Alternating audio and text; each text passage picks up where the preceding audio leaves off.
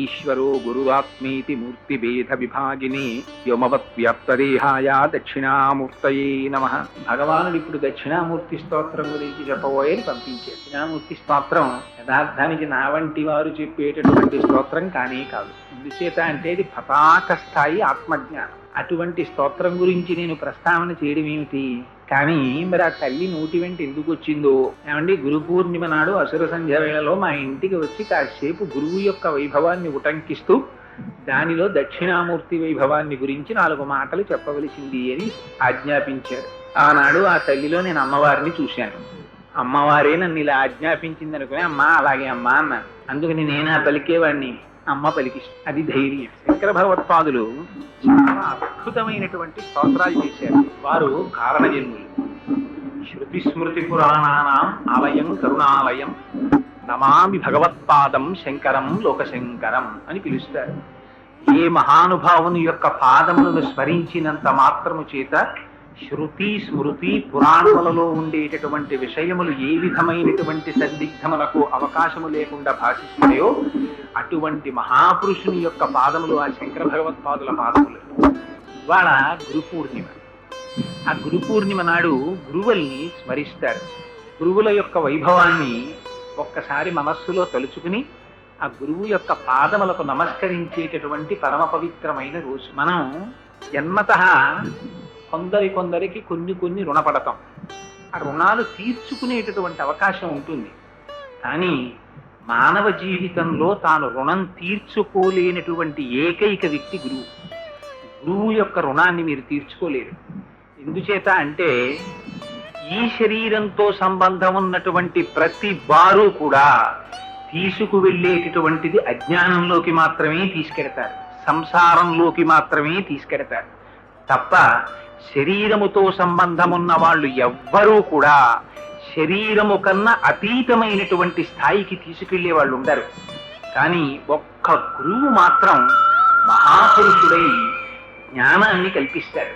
ఆయనకి ఏమవసరం? జ్ఞానం కల్పించవలసిన అవసరం అది ఏమంత తేలిక కాదు. జ్ఞానం అంటే మనకి గురువులంటే సాధారణంగా మనం అనుకుంటాం ఏదో 1వ క్లాసులోనో 2వ క్లాసులోనో పాఠం చెప్పినటువంటి గురువుని కాదు. గురువులే శాస్త్రం గురువుల్ని అనేక గురువుల్ని చెప్పింది. మీరు దత్తాత్రేయులు వారి గురుగీత చదివితే అందులో సూచక గురువు, వాచక గురువు, బోధక గురువు, దేశిక గురువు, పరమ గురువు, నిషిద్ధ గురువు, ఇలా బోల్డంత మంది గురువులు ఉన్నారు. సూచక గురువు అంటే చిన్నతనంలో పాఠాలు చెప్పినవాడు సూచక గురువు, ఆశ్రమ నియమాలు చెప్పినవాడు వాచక గురువు, మంత్రోపదేశం చేసినవాడు బోధక గురువు, వైరాగ్యం నేర్పినవాడు దేశిక గురువు. అందరికన్నా గొప్ప గురువు ఎవరు?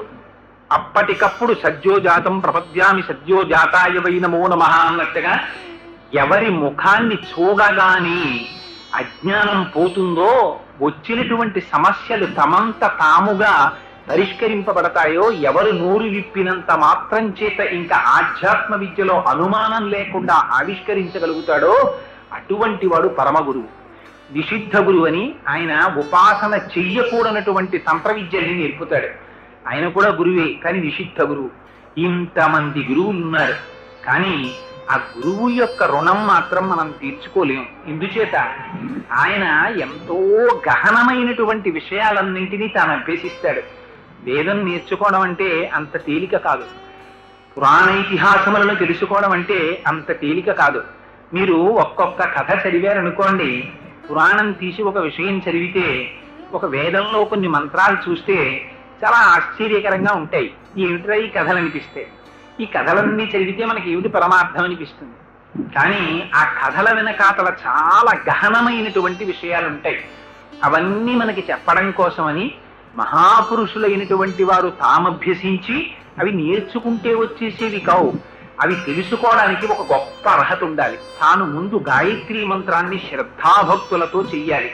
అందుకే ఆచార్యో వేద సంపన్న విష్ణుభక్తో విమత్సర మంత్రజ్ఞో మంత్రభక్తశ్చ సదా మంత్రాశ్రయశుచి గురుభక్తి సమాయుక్త పురాణజ్ఞో విశేషతః ఏవం లక్షణ సంపన్న గురురుద్యభిధీయతే ధియోయోన ప్రచోదయాత్ అని ఆ అమ్మవారి యొక్క అనుగ్రహాన్ని అపేక్షిస్తే, అమ్మవారు బుద్ధిని ప్రకాశింపచేస్తే, ఆ శృతి స్మృతి పురాణములలో ఉండేటటువంటి విషయములు ఏ విధమైన సందిగ్ధము లేకుండా భాషిస్తే, వాటిని తాను తెలుసుకుంటే, అప్పుడు మళ్ళీ ఇంత కష్టపడి నేను నేర్చుకున్నాను, దీన్ని నీకు ఇంత సులువుగా చెప్పేయడనా అనేటటువంటి అరమరిక లేకుండా, దాని మీద ప్రతిఫలాపేక్ష లేకుండా, మేఘము ఏ విధంగా అయితే ఉప్పు నీటి కయ్య అయిన సముద్రము లోపలికి దిగి ఉప్పు నీటిని తాను తాగి తీయటి నీటిగా మార్చి ఆధారము లేని ఆకాశ భాగమునందు ప్రయాణించి వచ్చి ఒకరు అడిగారా అడగలేదా అని చూడకుండా వర్షించడమే తనకి ప్రయోజనం అనుకుని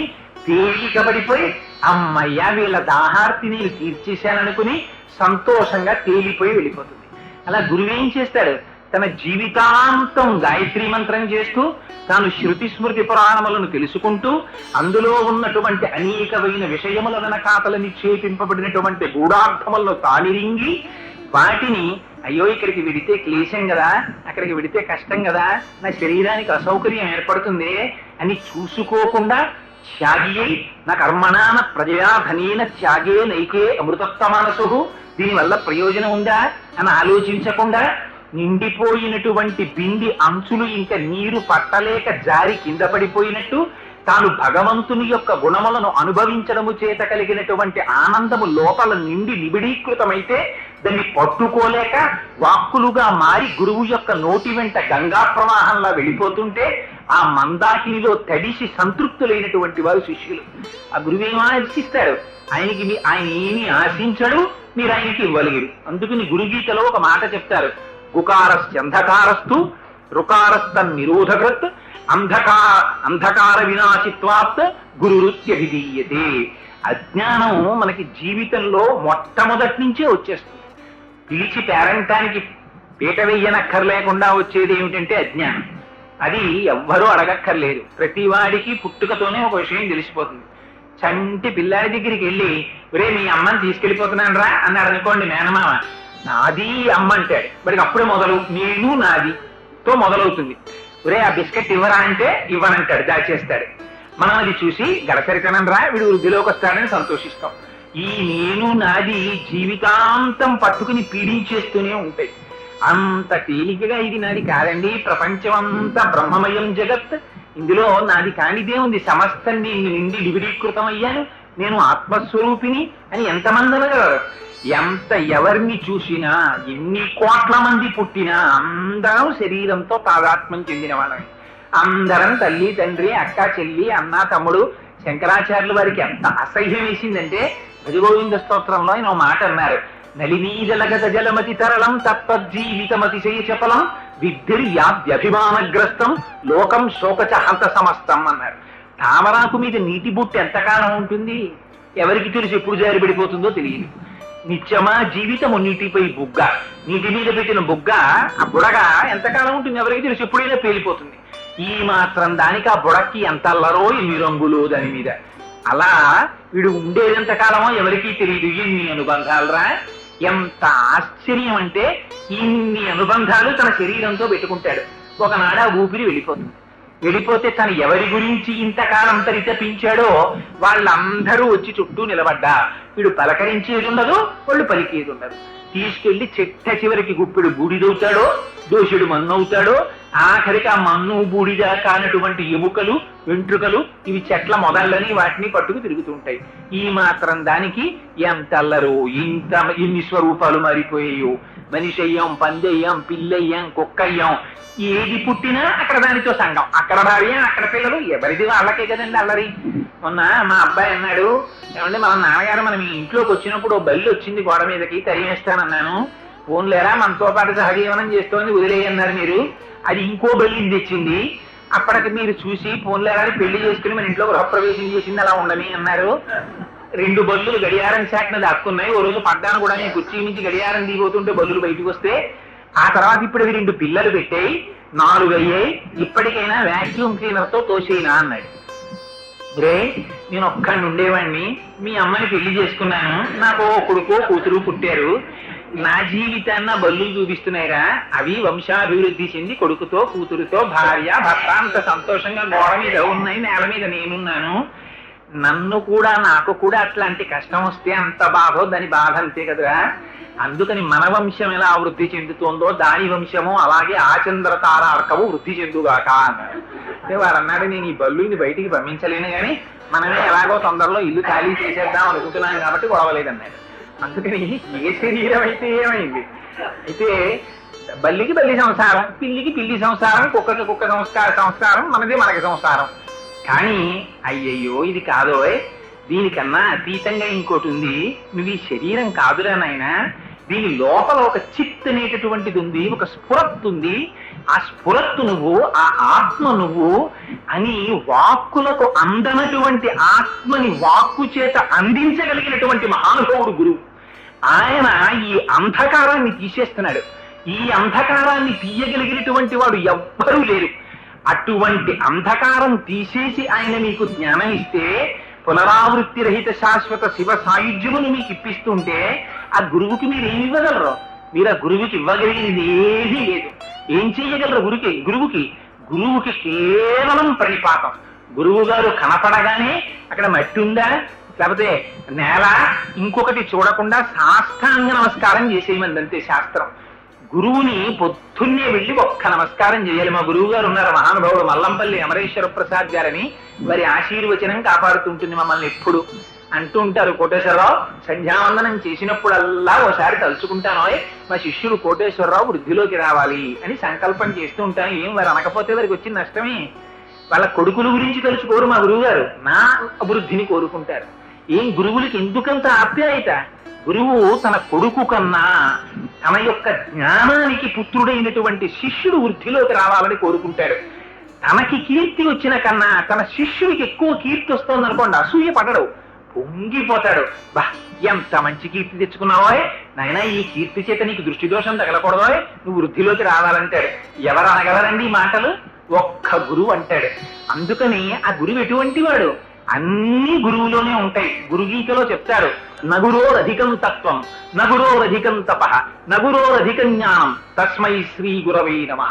ఆ గురువు కన్నా తపస్సు లేదు, ఆ గురువు కన్నా జ్ఞానం లేదు, ఆ గురువు కన్నా తత్వం లేదు. ఆ గురువు పాదములు పట్టుకుని నమస్కరిస్తే ఆ గురువులోనే బ్రహ్మ ఉన్నాడు, ఆ గురువులోనే విష్ణు ఉన్నాడు, ఆ గురువులోనే శివుడు ఉన్నాడు, ఆ గురువే పరబ్రహ్మమై ఉన్నాడు. గురువుకి నమస్కరించారా, అందరి దేవతలకి నమస్కారం చేసేసినట్లే. అందరూ దేవతలు గురువులోనే ఉంటారు. ఎంత మహాత్యాగం అంటే, ఉత్తప్పుడైతే అయ్యో మాకు ఖాళీ లేదండి, ఎలా వస్తాం, ఇంట్లో శుభకార్యాలు అంటారని, ఆషాఢ మాసంలో అయితే ఏ విధమైన శుభకార్యాలకి అవకాశం లేదని ఆషాఢ పూర్ణిమ గురు పూర్ణిమ చేశారు. ఆ రోజున ఇంకే పని ఉండదు కాబట్టి వెళ్ళొక్కసారి గురువు గారి పాదాలు చూసి నమస్కరించరా అని. ఎవరైనా జీవితంలో ఒక్క విషయం గుర్తుపెట్టుకోండి, శంకరాచార్యుల వారు ఎంత అందమైన మాటలు చెప్పేశారో తెలుసా అండి? పిచ్చాడా, ఇవన్నీ నీవని విర్రెక్కిపోతున్నావు, ఈ పద్యం ఓసారి రోజు తలుచుకో అన్నారు. నిజంగా ఈ పద్యం ఓసారి ఆఫీస్కి వెళ్లే ముందు తలుచుకుని వెళ్ళి రాత్రి పడుకోబోయే ముందు ఆ శ్లోకం చదువుకు పడుకుంటే విర్రి తగ్గిపోతుంది. ఆయన అన్నారు, యావత్పిత్తోపార్జన శక్త స్తవన్నిజ పరివారో రక్త పశ్చాత్ జీవతి జర్జర దేహే వార్తాకోపిన పృచ్చతి గేహే. నాన్న రోజు నిడదవలెడుతున్నావు, ఇంటికి వస్తున్నావు, డబ్బులు తీసుకొస్తున్నావు, జీతం పట్టుకొస్తున్నావు కాబట్టి బాగున్నావా నాన్నగారు, బావగారు, మామయ్య గారు, బాబాయ్ గారు, ఇన్ని వరుసలు. కానీ ప్రత్యాయాంతికతా పునర్న దివసాహ కాలో జగద్వక్షక లక్ష్మీస్తోయ తరంగ భంగ చపలా విద్యుచ్చలం జీవితం తస్మాన్ మాం శరణాగతిం కరుణయా సంరక్ష రక్షాసున. కాలం సూర్యోదయ సూర్యాస్తమయాల్లో పరమేశ్వరుడు గ్రసించేస్తున్నాడు. ఒకనాడు నీ శరీరం జర్జరీభూతం అయిపోతుందిరా, ఇది కదలలేదు, ఆనాడు ఇది కదలదు, మొరాయిస్తుంది. నాకు ఓపిక అయిపోయిందో, నేను తిరగలేను, తిప్పినన్నాళ్ళు తిప్పావు, ఇక నువ్వు తిప్పినా నీ తిరగనంటుంది. ఆ తిరగలేనన్ననాడు నువ్వు చేయగలిగింది ఏముందిరా? నువ్వు తిరిగినన్నాళ్ళు తీసుకొచ్చావే ద్రవ్యం, ఆ ద్రవ్యం కోసం నిన్ని అనుబంధాలు పెట్టి పిలిచిన వాళ్ళు ఉన్నారే, వాళ్ళెవ్వరూ వార్తాకోపిన పృచ్చతిగే. ఇది అబద్ధం కదండి, నిలవలేదు.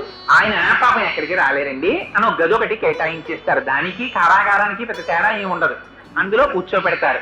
వేళ పట్టును తీసుకెళ్లి ఇంత పదార్థం ఒకటి పెంపుడు కుక్కకి పెట్టినట్టు పెడతారు. ఆ పదార్థం తింటారు. ఆఖరణ బాగుండదు కాబట్టి ఎవరైనా శుభకార్యానికి పిలవడానికి వస్తే, మామగారు మీరు తప్పకుండా రావాలి స్మండి పెళ్లికి అంటే, ఒకట్లేండి పాపం ఇది అనవసరంగా మిమ్మల్ని ఇలాంటప్పుడు తిప్పి కదిపి చేస్తే మీకు ఇబ్బంది, శుభకార్యానికి వచ్చి మీకేమైనా అయితే మళ్ళీ మంగళాశాసనం ఒకటి, పెళ్లికి ఇబ్బంది వస్తుంది, వద్దు వెళ్ళి విశ్రాంతి తీసుకోండి అంటాడు. వీడు తిరిగిన తిరుగుడంతా ఏమైంది? నిష్ప్రయోజనం అయి కూర్చుంది. అందుకని నువ్వు అప్పుడు కృతజ్ఞత ప్రకటించినా ప్రకటించకపోయినా ఇక్కడ ఉన్నాడు రా పరమేశ్వరుడు. వాడికి ఒక్కసారి నమస్కారం చేయడం నేర్చుకోరా ఓపిక ఉన్నప్పుడు. ఎవరు చెప్తారండి స్వాంతన వచనాలు? ఎవరు చెప్తారు? భగవానుడి వైపుకి మనసుని తిప్పగలిగినటువంటి మాటలు గురువు చెప్తాడు. అటువంటి గురువుకి తస్మై శ్రీ గురవై నమః. ఆ గురువు కోరుకునేదే ఉంటుంది. ఆ గురువు ఏం ఆశించాడు? అనేక జన్మ సంప్రాప్త కర్మబంధ విదాహినే జ్ఞానానల ప్రభావేన తస్మై శ్రీ గురవే నమః. ఆ గురువు అజ్ఞానాన్ని ధ్వంసం చేస్తాడు. మనం కూడబెట్టుకుంటాం. దీన్ని వెట్టి మూట అంటారు. ఇది ప్రతివాడికి ఒకటి తగిలించి ఉంటుంది, మనకి తెలియకుండానే ఉంటుంది. ఇప్పుడు పాన్ కార్డులు ఎలా ఉంటున్నాయో ప్రతివాడికి, అలాగే ప్రతివాడికి కూడా ఓ మూట ఒకటి తగిలించి పంపిస్తాడు పరమాత్మ. దీన్ని వెట్టి మూట అంటారు. ఈ వెట్టి మూట అంటే అంతా మొయ్యలేదని మనం ఏం చేస్తామంటే సాధారణంగా లెస్ లగేజ్ మోర్ కంఫర్ట్ అని ఎక్కువ పెట్లల్లో పెట్టుకుని ఎక్కుతాం కదా రైలు. ఒక్కొక్కటే మోసి ప్లాట్ఫామ్ మీదకి దింపుకుంటాడు.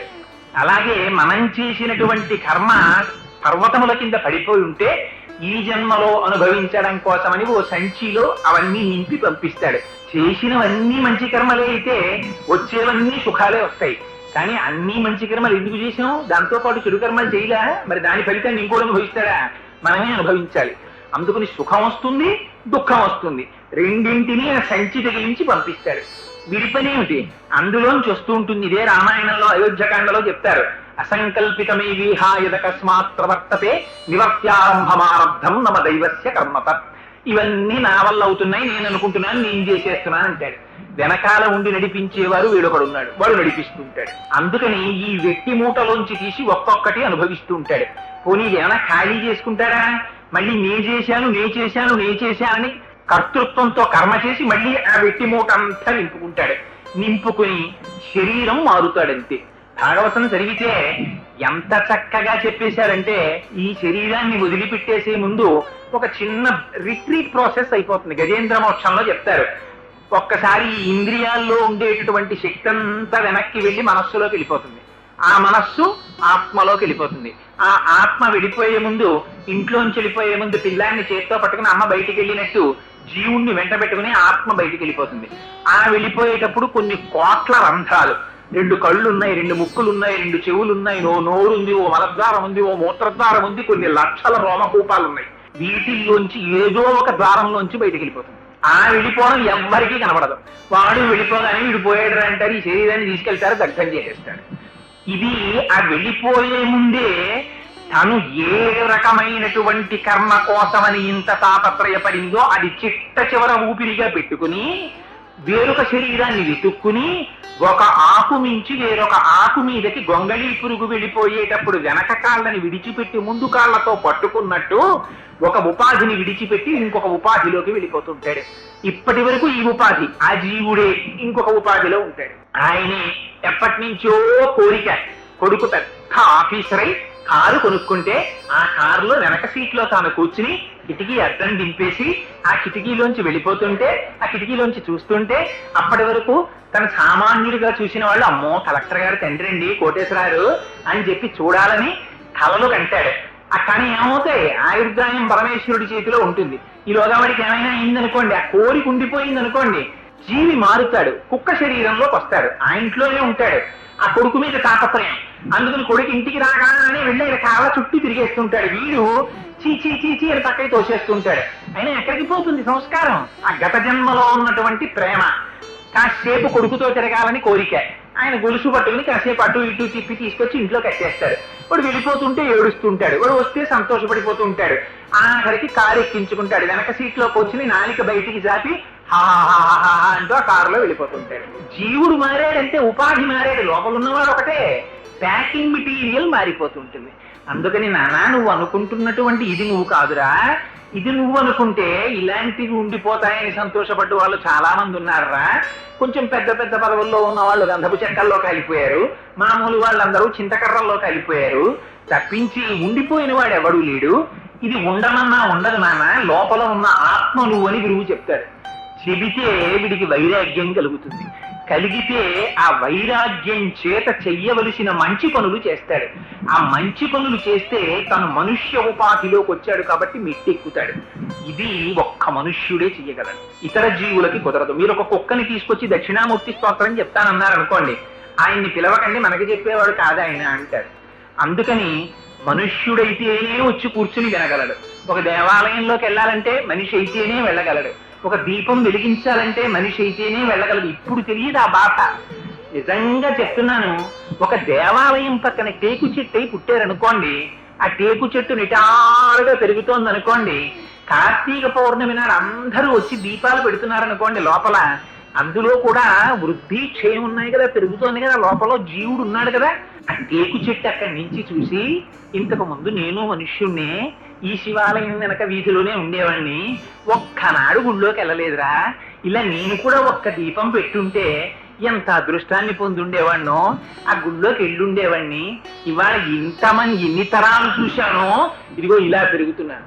ఆఖరికి దీన్ని తరుక్కుపోయి తలుపులు గోడలు చెక్కలు చేసుకునేవాడు వస్తాడు, ఎందుకురా ఈ బతుకుని ఏడుస్తుంది. అందుచేత శంకర భగవత్పాదులు దేని కొరకు తలకొట్టుకుని బాధపడ్డారు? మనుష్యత్వము, ముముక్షత్వము, మహాపురుష సమాశ్రయణము. అందుకని నాయన మనుష్య జన్మ వచ్చిందిరా, జాగ్రత్త అంటాడు గురువు. అందుకని ఆ గురువు యొక్క రుణం తీర్చుకునేది కాదు. అందుకని గురు పూర్ణిమ అని సెలబ్రేట్ చేసుకుని ప్రత్యేకం ఆషాఢ మాసం పౌర్ణమి నాడు చెయ్యడం వెనకాతల ఒక రహస్యం కూడా ఉంది. గురువు యొక్క అవసరం ఎప్పుడో తెలుసా అండి?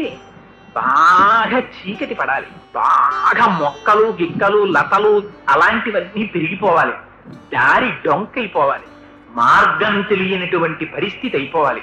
అప్పుడు కదా మీకు భయం వేసి ఎవరన్నా తోడొస్తే బాగుండని అడుగుతారు.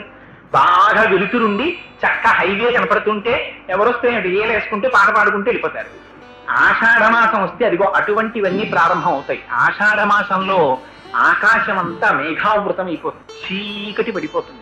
ఎక్కడ చూసినా లతలు తీగలు చెట్లు మొక్కలు అన్నీ పెరిగిపోతాయి, నామరూపాత్మకమైనటువంటి జగత్ ఏర్పడిపోతుంది. అప్పటి వరకు ఏ గింజ ఏదో తెలియదు, భూమి మీద పడిపోయి ఉంటుంది. వర్షపు చినుకొచ్చి ఆ గింజని తగులుతుంది, నామం వస్తుంది, రూపం వస్తుంది. ఆ రూపం చూసి వెంటనే అంటాడు ఇంటి యజమాని, అబ్బో పనస మొక్క లేచిందే ఇంట్లో, దీనికి కుదురు కట్టి అంటాడు. మిగిలిన వాటిని పీక అవతల పారేస్తాడు. అందుకని నామరూపాత్మకమైన జగత్తు వస్తుంది. ఇక్కడ కూడా అంతే, ఇక్కడ కూడా అజ్ఞానం అనేటటువంటి చీకటి ఏర్పడుతుంది.